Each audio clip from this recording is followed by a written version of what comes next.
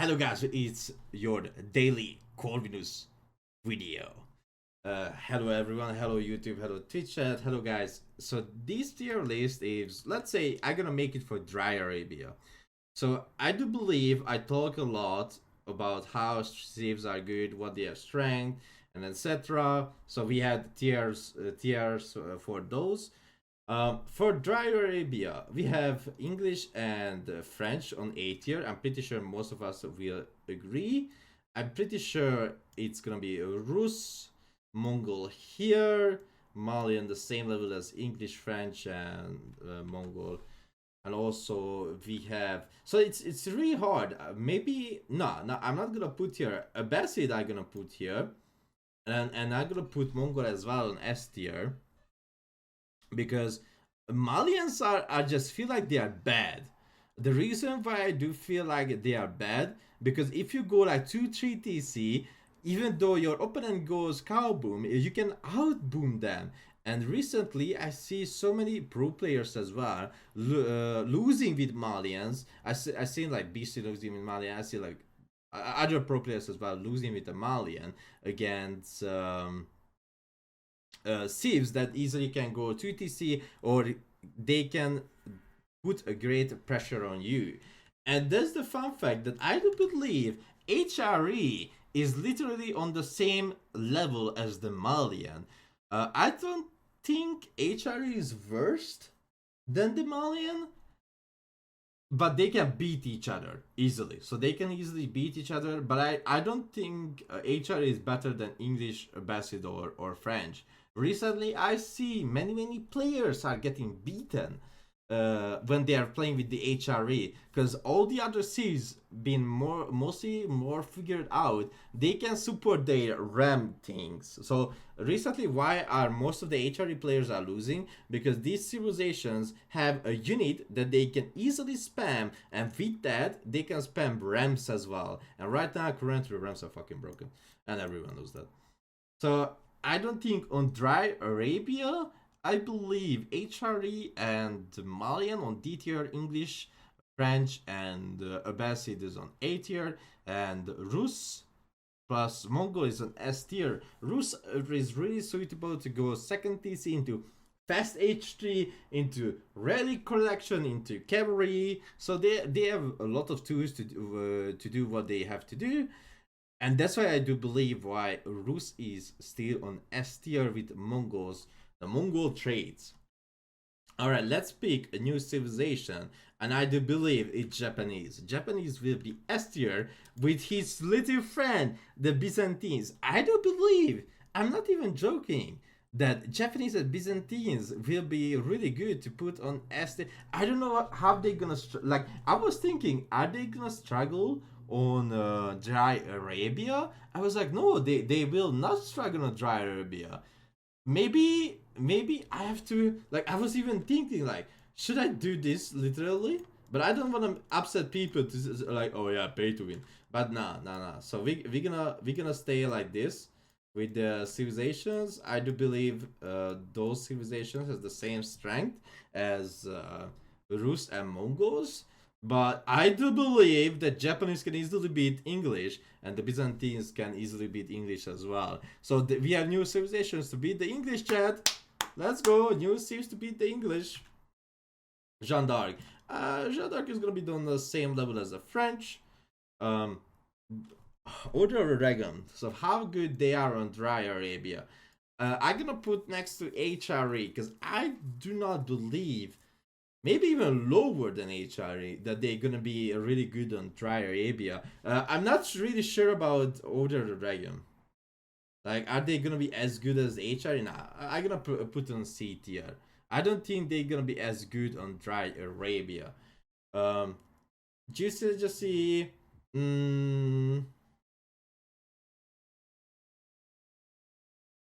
So I do think Chinese is not bad on other maps, but I don't think Chinese is really that good on on Dry Arabia. Maybe they are as strong as HRE and Dry Arabia. Yeah, I'm gonna put it next to HRE because they have the same strength. So I don't think HRE is better than Chinese on Dry Arabia. I do believe. So mostly when I'm talking about land maps, I always grab Dry Arabia because that's the most land map, right? So lot of open area, lot of wood, lot of resources everywhere. So I do believe that Chinese and Juice and HRE are on the same level playing on Dry Arabia. Um, Delhi. Well, I wait. Is Delhi stronger than these two? Yeah.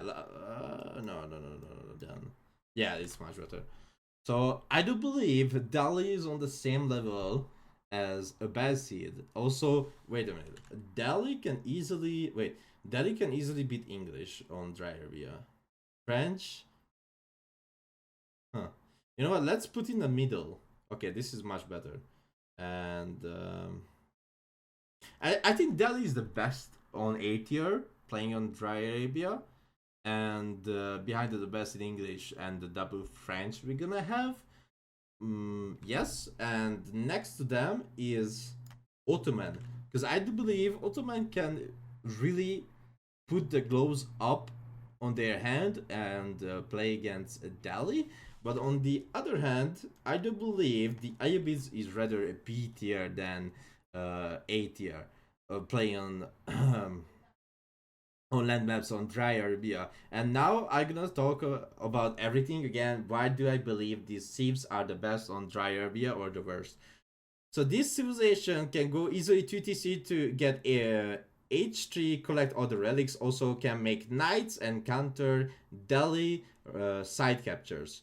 This civ can Dark Age rush most of the civs, not this one, but most of the civs can be Dark Age rushed. And wait a minute. I'm gonna do this rather like this. Okay, so this save mostly can Dark Age rush and after that trade. This save has really good Dark Age as far as we know what the developer shared. And this save, even though it needs a PhD, they're not gonna be really bad. And I don't think. Oh wait, yeah, I don't think. Yeah, this is correct. This is correct now. So I don't think Mongols can beat this, but I do believe Mongols can beat all of this. Like Mongol can Dark Age rush all of this civilization. Okay, of course, like Mongols can Dark Age rush the English. But recently, I was playing against a Chinese player who showed me against a really good player, another 1,900 Elo player or 2,000 Elo, maybe a 2,000 Elo player. Yeah, it was against a 2000 Elo player, and he showed me how to Dark Age Tower Rush the English, and he got 5 victories in a row. It was done Mu. It was a Chinese player. So he showed me how to Tower Rush in Dark Age against the English, and I was like, holy moly! I didn't expected that. And with that, he went also to TC. And there was another game where he didn't go to TC but trade immediately. But the first tower was so good that he put down. The English couldn't go to TC or the path to the Mongol base was blocked. Delhi, I do believe on Dry Arabia is really bad. So again, we are talking about land maps on Dry Arabia. Delhi is still good, but can easily be tower rushed, and this 3 civ is just better than Delhi on Dry Arabia. Ottoman can put the gloves on, and fight Delhi very well, just like the Abbasid, but Abbasid can't win against this civ. They will not able, trust me. So Abbasid, again, they are not bad, they can go many TCs. Ottoman not bad, they can beat this civ, but they can get beaten by the English, and I do believe the Abbasid. I had never seen a single Ottoman victory against Abbasid. Or against the English. Most of the time, English and Abbasid won against Ottoman. Jeanne d'Arc and the French, they are just holding their each other hand because they are proud to be still A tier civilization and Dry Arabia. They still can be tower rushed, but Jeanne d'Arc will handle better the tower rush than the French civ. So this Jeanne d'Arc will handle way better the Dark Age Tower Rush than the French. And I was thinking, like, nah, it's good, it's good. This will change again after a few weeks or a month. So don't forget, when more people are gonna show more build orders. But the reason why I'm doing this for the Landmap Dry Arabia right now, because that's my recent knowledge, what I know on November 5th about the new civilizations and how they're gonna play out on land maps. So we have the Malians, not bad. They can a little bit counter the tower rush from the Mongols, but in the end, the Mongol will go trade, and the Mongol can bait the Malian player to make donzos. Like, let's say you're gonna make only 2 spearmen. With the Uvu, the Malian is gonna spam more donzos, and let's say he makes a little bit 2 more donzos, and you just go archers and beat the donzo and trade, and that's it. HRE, I do believe HRE is not the same skill as the Malian, as the Chinese, as the Juices, and the Ayubids, but this is weird, right? I don't believe Ayubids are the same strength on an open map as an Abbasid. I cannot tell you why, but I don't believe they are like, they lack of a lot of stuff that the Abbasid have. And that's why I don't think the Ayubids are the same like Civ level as the Abbasid are.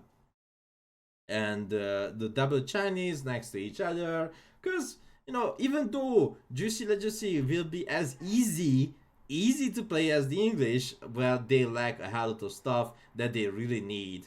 Like, let's say map control. This guy has barbecue. This guy has no barbecue. This guy will barbecue this guy will cry. Order Dragon.